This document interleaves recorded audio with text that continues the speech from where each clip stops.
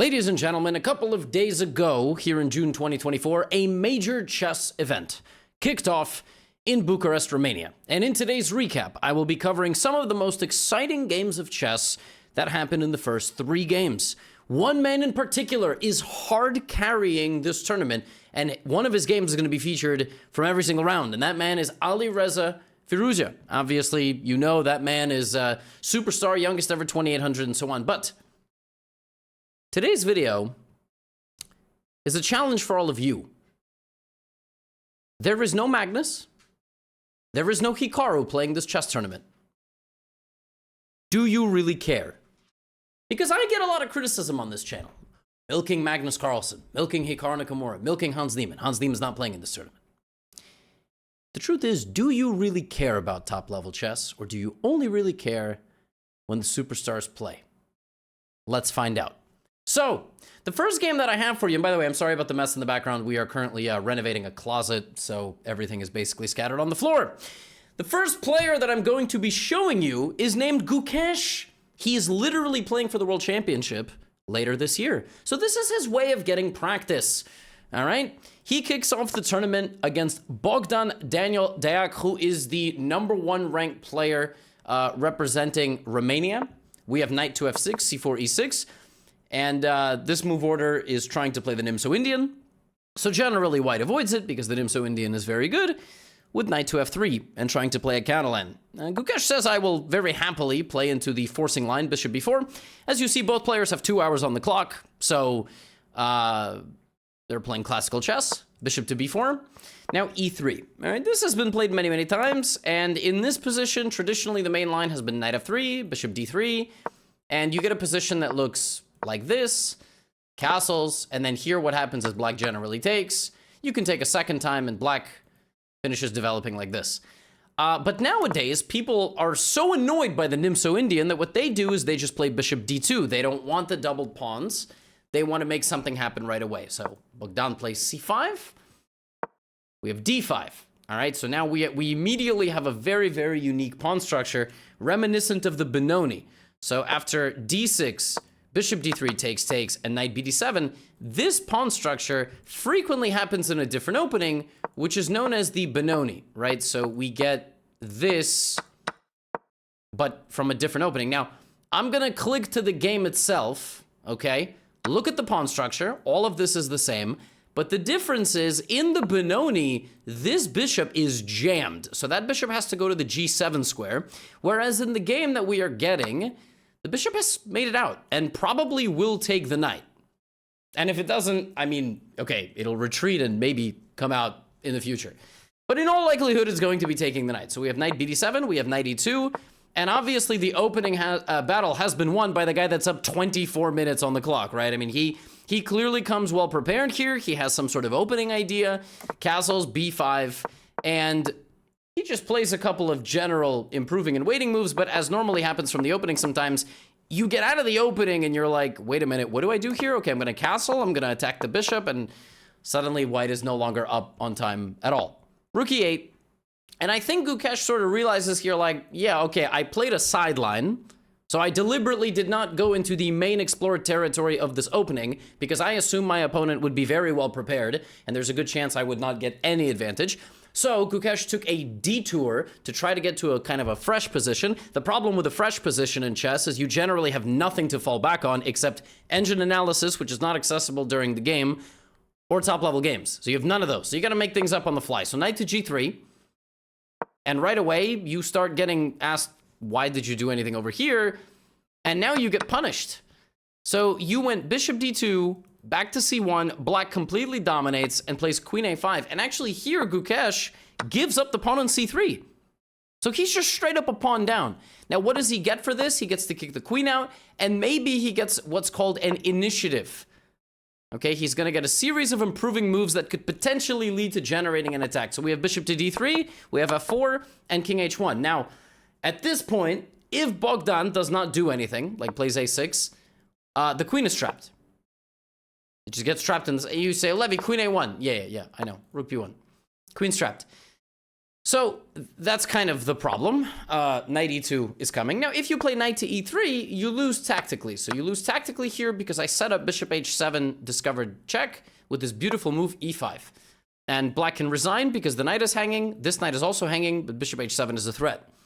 But Bogdan finds knight takes e4.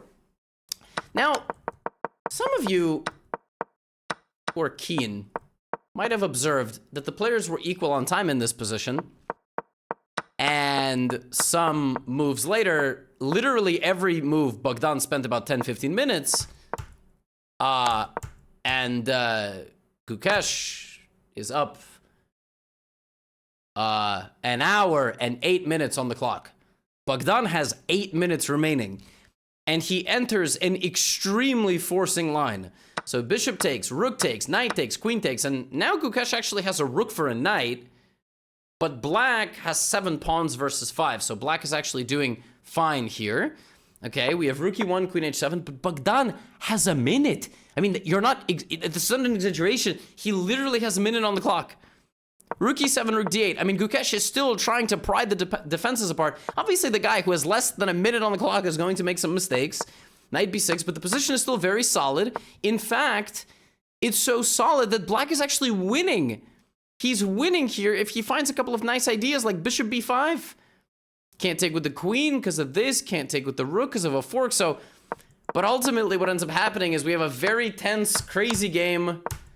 But Bogdan falls apart. His defense breaks down, and ultimately Gukesh is able to convert the position by playing on the dark squares, avoiding any tricks, and getting to a pretty winning endgame with queen f2, queen g3. Both guys were low on time in the end, but I think Gukesh's nerves just survived longer than Bogdan's. I mean, Bogdan played very well from literally 1 minute on the clock, but it was just not good enough. And Gukesh wins, and he begins his campaign in Bucharest very, very nicely. Now, like I said, the one man that has been completely carrying this event with interesting games is Firouzja against Fabiano Caruana, who's number 2, number 3 in the world right now, very close with Hikaru. Nodirbek Abdusattorov, who is the next bright star of chess that has not yet emerged to the top level, only... And I don't mean with his play, I mean with his opportunities, like Nodirbek did not qualify to the candidates. And also Arjun Erigaisi, who is not playing in this event. So he and Arjun are the big questions. And also Firouzja played his countryman, who is a really, really good player, but recently has struggled a lot in classical chess. So let's kick off with this game against Fabiano Caruana. What I'm going to say about this game is this was the worst game with this average rating of opponents probably in the last like 5 to 10 years in classical chess. Can I say that? Like, is that a crazy... You're gonna see what I mean. This game looked like a guess the elo game. I'm not trying to insult the players. I mean, they were clearly either jet lagged or just really wanted to put on a show. They really wanted to make it into a Gotham recap. Let's see. So d4 knight f6. First of all, we have a London. So hilarious. Like, Firouzja doesn't care about openings anymore at all.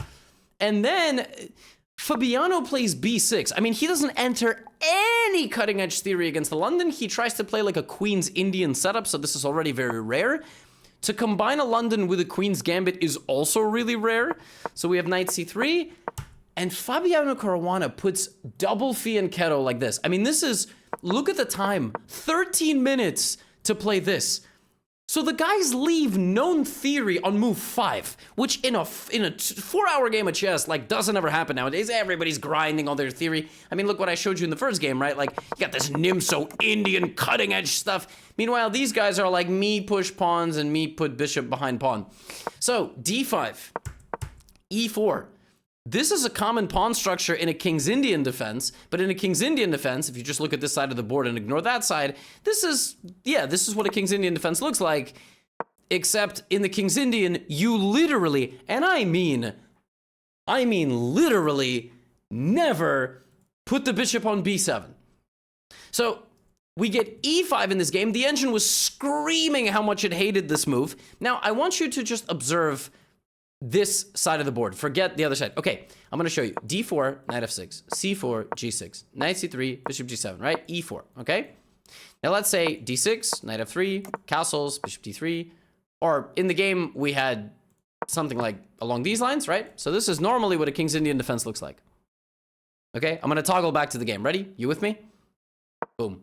See? Kind of similar, right? Bishop d2, right? Now look at the structure. It's the same. Structure in the center is the same. If a person made it to a King's Indian defense like this and played the move b6, okay, the ghosts of the greatest King's Indian players of all time, like Bobby Fischer, and probably all the modern goats, like Kasparov, would literally show up to the playing hall, just smack him. I mean, b6 is bananas. The bishop is the lifeline of the kingside attack and the King's Indian defense. The bishop... Why would you move the bishop somewhere? It sits behind a wall of pawn. Fabiano Caruana, though, does not care at all. He says, cool, whatever. Let's just play a unique, fresh position with a stupid bishop on... I mean, the bishop on b7 is beyond dead. Beyond. It will never come back into the game. If you don't believe me, watch as Alireza... Oh, and by the way, Fabi played c5. When I say this is... I don't think this pawn structure has ever in history been played by a 2700 in a classical chess game. I mean, it is unfathomable. Black has no play.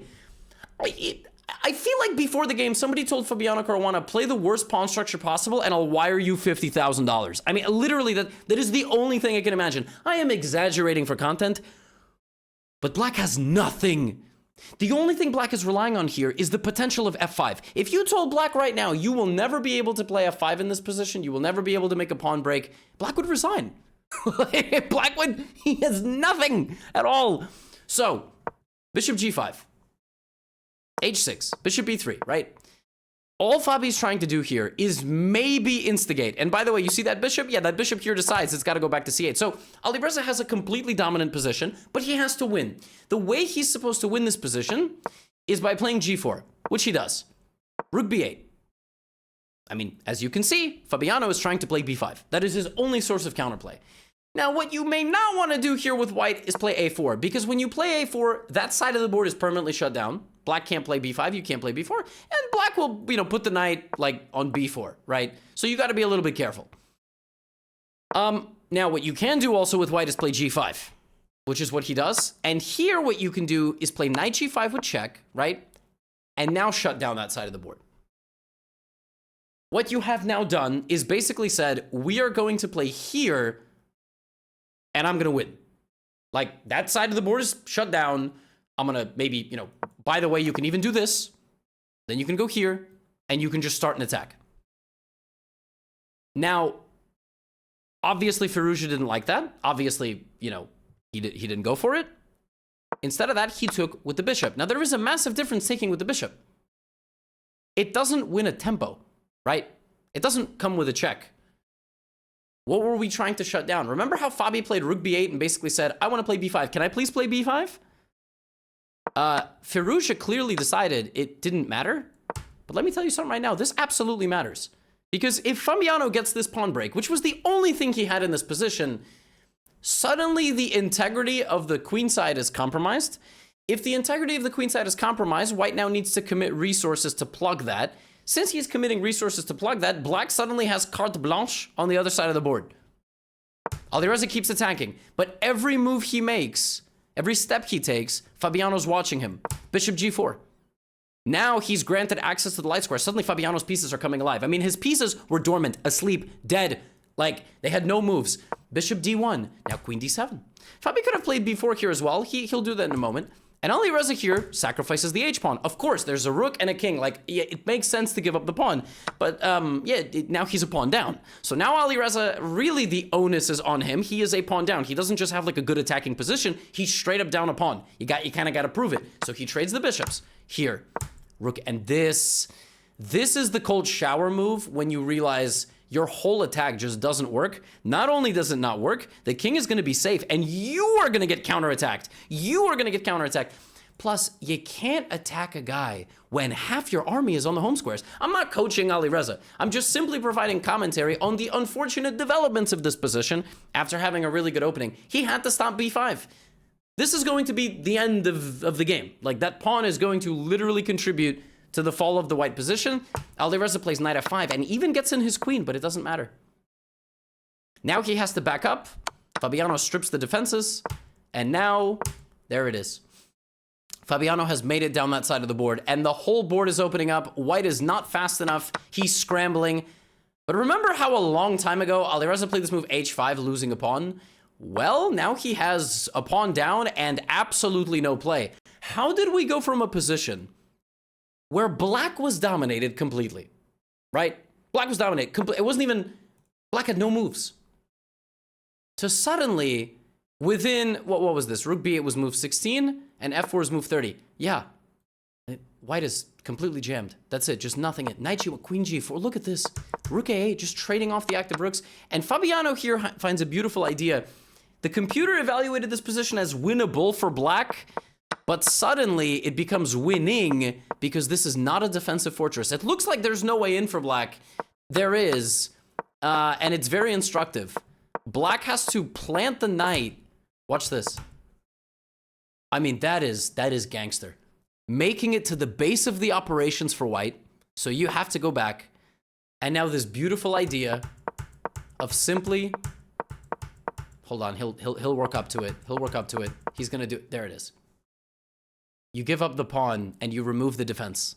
And that is going to be the end of the game. Alireza sacrifices a knight, but the b-pawn is promoting, c4 is hanging, and Fabiano wins a beautiful counter-attacking game. But what I do not understand for the life of me in this game is the man had rook b8, knight c7, and his only lifeline was playing b5, and Alireza did not stop it. So again, I'm not playing the tournament. I'm just simply saying everything in this game was hilarious. Like, we did not see chess like this in the candidates. This is not what we saw. We did not see this goofy King's Indian where none of your pieces can move and they're all, you know, playing touch butt in the park, to quote, you know, a legendary McGregor line.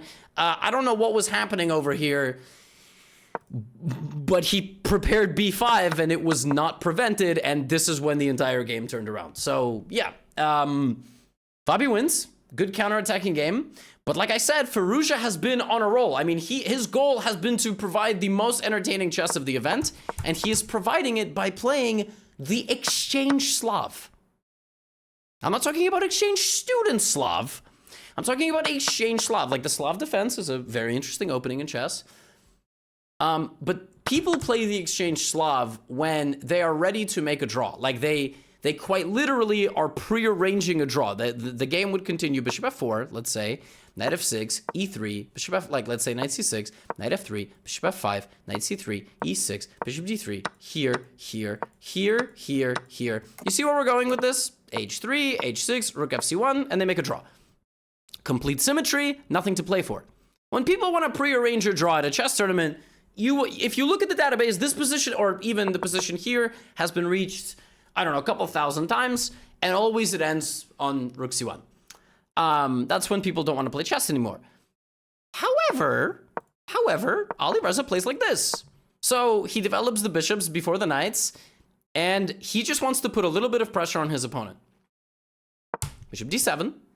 And as you can see, the position does have a level of imbalance to it. Black's bishop is a bit passive. Knight f3, h3. White is a bit more active, right?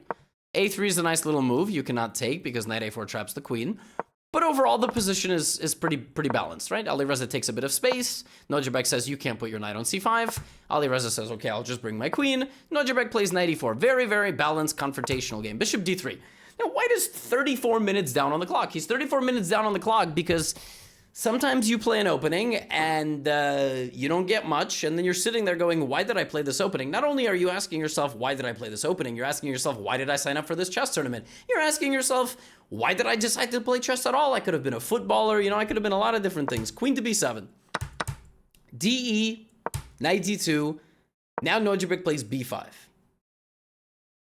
Now, clearly there was an idea behind b5 because the engine hates it. It just completely doesn't understand why you would allow this. I would imagine Nojibek was going to take. And then probably his idea was to be, you know, playing e5 here with the goal of, you know, bishop e6 and taking control of the light squares. Yeah, the engine evaluates this as horrendous. Just very, very bad. E takes d4. It thinks there's like knight e4 ideas, queen d2. Of course, slowly it works up to the fact that it's probably just an equal position. Like bishop g3 instead of bishop h2, maybe. Yeah, knight c3. So Firouzja clearly spent 20 minutes calculating whether he should go here or not. Knight c3, and now Nojibek begins taking over the game. But that's really risky because he's basically giving up a pawn. Now, Nojibek's idea here is if I'm going to lose this pawn, it might still benefit me because I have a queen on that diagonal. I have long-range pieces. So go ahead and take the pawn. Alireza's like, okay. I mean, me take free pawn. I don't have to think a whole lot. Rook a6. Now, Rook a6 is a deep idea. That looks like one of the dumbest moves ever played. I mean, it's not clear at all what the point is. It's got a very deep idea. He is anticipating knight c5, and he's going to get his rook over here to checkmate the guy like this. I mean, you talk about a deep idea. Multiple things need to clear out of the way for queen g2 to be made. And on top of that, you need your 27-37 rated opponent to blunder a mate. Knight c5, take. All of this happens. The whole thing. But suddenly, Firouzja's just 2 pawns up. Nojibek plays bishop e6. b4. But, again, white has 7 pawns. Black has 5. Also, the original idea to go over here, and okay, maybe there's another idea to go here. Like, it's not really working. And Alireza has closed down the position, plants his knight on d6, and is just kind of asking, like, so where's the play? Rook b4, there's the play, but no, like, really, where's the play? I mean, knight d4 looks nice, and here it comes, but I attack you. Okay, that looks great. What if I just get rid of it? Now white is up 3 pawns and has a dominant knight. And because white has such a cluster of pawns over here, you can just get them moving, and black is stuck. Like, black has no more pieces that can do anything, and that's exactly what Firouzja does. Nojibek sacrifices the piece, but the rook never made it to g6, and let me tell you something right now, you are not bribing that knight to ever move. King f2, knight f5, and rook g1 is on the way, knight e7 is on the way. Black resigns. So Alireza bounces back from losing to Fabiano Caruana to beating Nojibek. Like, I'm telling you, this man is providing all the fireworks for the tournament. This was a crazy game because he played a pretty boring opening. He didn't want any part of the Slav defense. And then Nojibek, in this position, after playing a relatively, normal and boring and symmetrical position, says, okay, so I'm not going to defend my pawn. I'm not going to play f5. I'm going to play b5. And then I'm still not going to defend my pawn with f5. I'm going to go here, completely losing the pawn, sort of unplugging my position, like unclogging it and getting counterplay. And Alireza was like, okay, free pawn. And then he was like, okay, second free pawn. And none of black's dreams came true in this game. So a very optimistic game. I think Nojibek sensed Alireza was weak. Like, not like a weak player, but weak. He just lost to Fabi with white. He sensed weakness. And Alireza reminded him and the whole tournament who he is. He was like, bro, you can't play like this against me. I mean, this is a level of disrespect I shall not tolerate. And he just wins a dominant game. I mean, his opponent swung at him 100 times, didn't hit him. And then he was like, okay, well, now it's my turn to swing. And he did. And he won. Now, this continued because in the next game, he played Maxime Vachier-Lagrave. Now, MVL is a world champion. He won the World Blitz in 2021 or 2019. I always forget. There's like the year before COVID and the year after COVID. And it's all, no, I mean, technically the year after COVID, but 2020, the height of COVID. He was the world champion. Also, he was 2,800. Like, MVL was one of the top players in the world. MVL is like 27-15 right now. That says 27-32, but officially for this month, that's his rating. Unofficially, he's lost another 15-20 points. MVL is almost out of the 2,700 club, which is unheard of. Unheard of. And then in this game, he decided to show who he really is. He played e4, and Firouzja played the Berlin, which doesn't suit him. I mean, you gotta play the Berlin. Like, Berlin has to be in your repertoire at the high level. To meet the Spanish with the Berlin, you have to know the anti-Berlin. But Maxime is a savant of the Berlin Endgame. The Berlin Endgame, popularized in the year 2000 by Kramnik, back when, you know, he was a shining star, but for all the right reasons. Knight e4, this is the Berlin Endgame. You trade the queens, you double your c-pawns. It's a fascinating position. There have been thousands of games here. But when I think of Firouzja, I mean, his last name, Fire, you know, like, and he's a fiery player. We see what he's capable of in dynamic games. And, okay, the first game was also very interesting until he allowed b5. He's playing one of the most complex, but, like, boring-ish positional endgames in chess, and he's doing it against the guy with a huge amount of experience. I think MVL wins, like, 70% of his positions from here. So it's a huge challenge. h3. Alireza chooses the setup with the two bishops. g4. Knight h4, a trade, and now knight d2. And generally, the way black creates counterplay here is with the h-pawn, but you can't do that right now, because I would hit the bishop, so you got to go back, and then I would go e6. And I damage your structure, I paralyze your bishop, and now you are in some trouble. Now, by the miracle, you know, by a miracle here, you don't quite lose, but it's not a good position. So, knight d2, king c8. Still in his preparation, knight to f3, bishop d8. Clearly still prep, bishop g5. Now Firouzja plays f6. Clearly still is prep. So Firouzja has prepared this whole sequence of moves. Even a5. 17 moves of theory. Trying to get some space on the queen side. c5. Alireza has prepared 18 moves. Think about this. He started the game with 2 hours on the clock. He's at 2 hours and 5 minutes. He's not even thinking, because he just memorized all of this. MVL is thinking. That's why he's down 40 minutes. He plays rook d1, bishop e6. Alireza has now played 19 moves of the game without thinking at all. At all. Literally, he has not thought. a3. Simple idea. He wanted to take my bishop. He wanted to take my pawn with his bishop. I'm not going to let him do it. Rook a6. He's still not thinking, because the idea of a5 was to gain space and also bring the rook out this way. So he's just implementing the ideas of his opening. Okay, king h2. Useful move, improving the position of the king for the endgame. Rook b6. Finally, Alireza thinks, or got locked in the toilet. Rook b2, right? King g3. That move must have come as a surprise to Alireza, right? Okay. In general, I mean, the point is rook b2, bishop g7 is the problem. I might be confused. What? Huh? Rook g8. Well, I clear out the bishop, right? Clear out the bishop, and then and then that's the issue. So I don't think Alireza, when he played rook b6, like, let's say, blundered that he could do that. That's not what I'm saying at all. What I'm saying is, I feel like maybe here he thought he was pressuring, because, yeah, that's what I meant, after king g3. Because the next sequence of moves doesn't make any sense. Now, again, these are like top players in the world. I'm not, my goal in the recap is not to criticize anybody, but as a fan and spectator of the sport, sometimes I'm just sitting here like, what?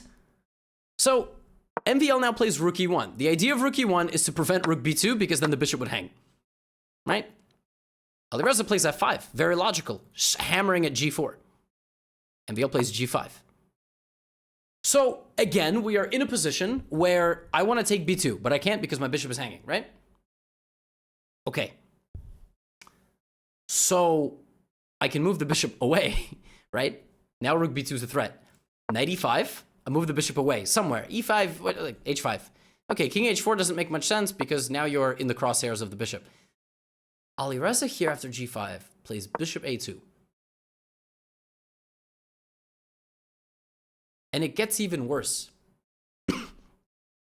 Bishop a2 is trying to get the bishop away from the rook, take on b2. And he takes on b2. And he loses the game on the spot to this. This is reminiscent of Fischer-Spassky, the first game when Fischer took his pawn, but it was on h2. Look at this trick. The rook is hit, and if you take the rook, which you have to, otherwise you lose your bishop or the rook, your bishop is trapped. Alireza straight up hung his bishop. He might have thought here he had a4 or this. That's what he probably thought. He probably thought, like, my bishop is surviving, but he's losing. So he gets his bishop completely trapped. Now, he doesn't lose the bishop. That's not the point. But the point is, he's losing the game. The point is that now you're in an endgame where white is going to walk in on you with 3-on-1. Like, you just cannot... So to survive this position is almost impossible. It's almost impossible. Alireza goes for counterplay with rook e2. We have f3. We have rook h2. All of this has happened. King f5. Rook h3. Right? And now bishop g7. And the winning idea here is just to push. Just to slowly advance up the board and to push. King g4, f4, f5. Like, you could have played king g4 here. Rook h2, f4. Rook c2, maybe you're afraid of. You can't rush. You got to be a little bit careful. But you can play even rook h3, rook c4, bishop g7, rook h7. You have two connected passed pawns. You're just going to win the game. So bishop g7, c6, bishop e5. Alireza does what the only thing he can possibly do. He has to create counterplay. That's all he has. cb5. And all of a sudden, he's no longer losing. Out of nowhere. I mean, MVL is an incredible calculator. B5 was, it had one idea in mind. It was to take, the winning move was king g4. He had to get his rook off the third rank. And then, even then, taking is bad because of this trick. So what you do here is you play f4. And the point is, tripling your pawns like this, that's it. You can't move any more pawns. And I'm winning. I mean, king f5 and I slowly win the game. And then I'm going to gobble all the pawns. So it's not that easy, of course, but a crazy turnaround. And now the game is just a draw. It's simply a draw. It's just a rook endgame. Now white has an extra pawn, but he can't really move. And it's a little bit tricky. There's still some ways to lose this, but the players make a draw. This was so weird. All of this was so weird. Alireza played the whole opening instantly, completely instantly. Then he put his bishop on a2. And then he got his bishop trapped. But it was clearly all part of his plan. I mean, he played this so quickly. And then he was like, oh, but this is a completely losing endgame. I mean, he is just... MVL needed to go here, f4, put his bishop here, and try to win the h-pawn. And even if here black were to create this counterplay with b5, you cannot rush. You can't rush. You're going to get hit with rook g2. But if at least you cover this, then cb is possible. Because you always have rook b4 stuff. So, crazy turn of events. And he doesn't lose. But I'm telling you, he has provided us with some of the best games so far. And here are your standings after 3 rounds. It's Fabi, it's Gukesh at the top with 2 out of 3. Firouzja 1.5. Crazy games for him. And obviously the tournament is just getting underway. Now, if any of you made it this far, thank you. And you know it's not all about Magnus and Hikaru. We got a great group of guys playing in this tournament. It's classical chess, so they're going to draw like 4 out of every 5 games. And every round we're going to ask, should classical chess even still exist anymore? But I will be here. I'm gonna probably cover this tournament once every couple of days, especially if they make 5 draws in a day. This is not art school, okay? I'm not recapping drawing for 4 hours. But if some of the games are interesting, I'll cover the event. And that's all I have for you today. Get out of here.